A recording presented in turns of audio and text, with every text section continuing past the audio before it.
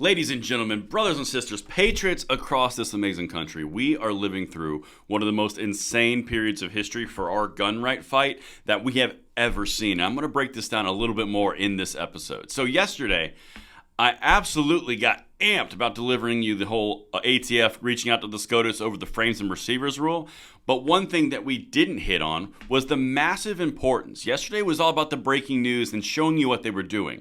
Today, I'm going to show you why this is so important and how that house of cards that I was alluding to in that video, I'm going to lay it out because this is everything. They have put all of their cards, so to speak, on the table, and they could undermine gun control for the next 20 years with this move.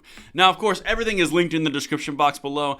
Make sure you hit that like button, subscribe to the channel, and turn the notification bell on. For some reason, people can't seem to find their subscription, and when I noticed to check that subscription status, look what happened on the subscription numbers. Just saying. So make sure you do that. We would love to have you get us to 500,000, 500,000, but let's get into this. Let me show you why this is so exciting. Okay, so if you missed that video yesterday or you were just catching up, this is what happened that is the catalyst for everything that we're about to talk about. The ATF decided that they wanted to get their frames and receivers rule, or ghost gun rule, or the Vanderstock case so bad, they wanted it stayed so bad that they went to the SCOTUS and they rolled the dice as much as they possibly could. Here's the information you need. In the Supreme Court of the United States, application for a stay of the judgment entered by the United States District Court for the Northern District of Texas. That's the Fifth Circuit. Now, the reason that they did this was because they didn't get their way. We covered this a couple of times in different videos. They said, hey, we need to get a 7-day extension to get a stay. And then if that doesn't work, we need 10 more days. And we just need the entire thing stayed so we can still enforce the frames and receivers unconstitutionally, by the way, as we litigate this entire thing. The district court said, no, that ain't happening, and now they're going to SCOTUS. This is the conclusion, and then I'll break this down why this is so crucial and show you the tapestry of freedom that is laying out. This is something you're going to need to see. The application for a stay of the district court's judgment of the vacating the rule should be granted.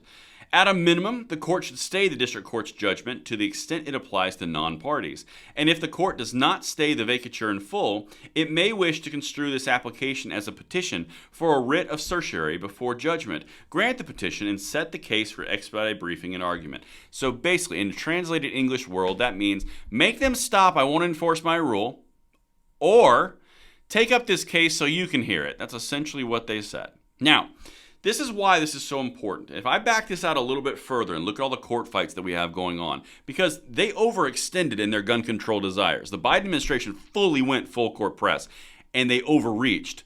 And remember the rule, if it gets struck down, they can't do it again. They may have opened too many doors. All right, so if we zoom out a little bit, we've got the Vanderstock case, which is the ghost gun regulation or the frames and receivers. That's what's going to SCOTUS now. You've got the pistol brace rule, which is on hold for a bunch of different individual organizations, while that goes further to be applied across the nation. Then, at the exact same time, in completely unrelated cases about herring fishermen, you have the Chevron deference being pulled before court. Last year, you had the EPA versus what was it? It was West Virginia versus EPA, with the EPA regulating and changing definitions as well.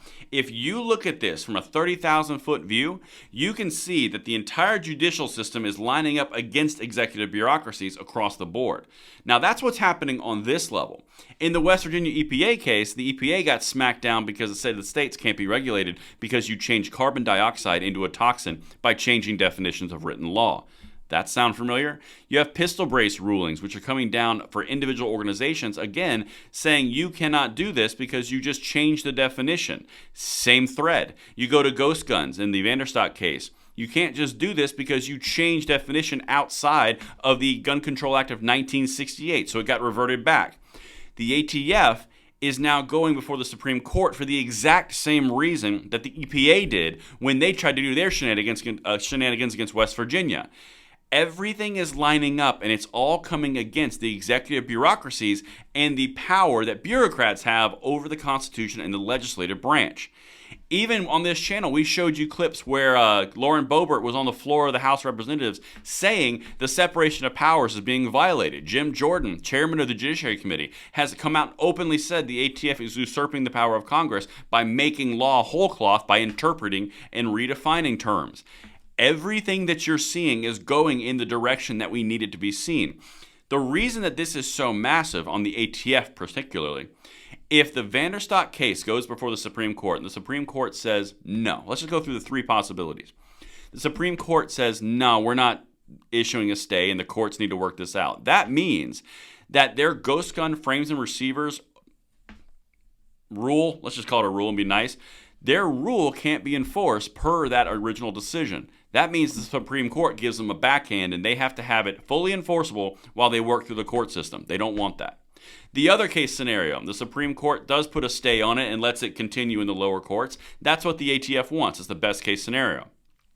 Then the third scenario, and this is what they put in that conclusion, if the Supreme Court comes out and says, you know what, we're going to take the case, we're going to put a stay on it, that means for another year to a year and a half, they get a stay for the frames and receivers while the Supreme Court takes it up and decides whether it's constitutional or not. The best case scenario, and I mean by far, is the Supreme Court saying, nah, we're not getting involved. In that case, if they do that, that means that the existing vacatur of the order stands, the Fifth Circuit's ruling stands, ghost guns or frames and receivers are completely reverted back to the 1968 gun control law, and then they have nothing to go forward as until they work through this case. What that would do was completely undermine everything that for the last 2.5 years the Biden administration has done in the executive bureaucracy branch, not the legislative. This cannot be overstated how important this is, and that is why I wanted to break this down. Everything will be linked in the description box below. Let me know what you guys think in the comments field, and I will see you on the next one. I'm Braden. See you later.